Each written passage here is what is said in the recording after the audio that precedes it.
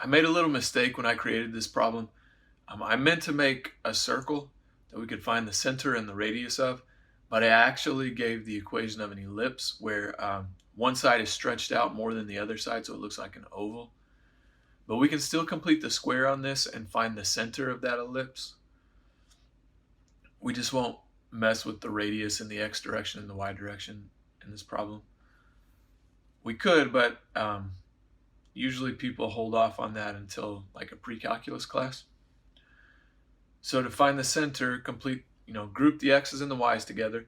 On the y's, since I have 5y squared, I need to factor out that 5 from the y squared term and the y term.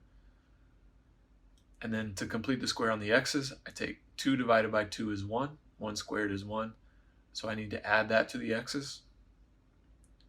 And if I'm adding it to the left side of the equation, I need to also add it to the right side of the equation. And then for the y's, -6 over 2 is -3. -3 times itself is +9. So I need to add 9 inside the parentheses for the y's. But then to figure out what I need to add to the other side to balance it out, I have to think about the fact that that +9 is going to be multiplied by the 5 that's factored out of the y's. So I'm really adding 45 and not just 9. So I'll add 45 to the right side as well. Then I can rewrite this as x plus 1 squared plus 5 times y minus 3 squared. And then on the right, when you add that all up, it comes out to be 100.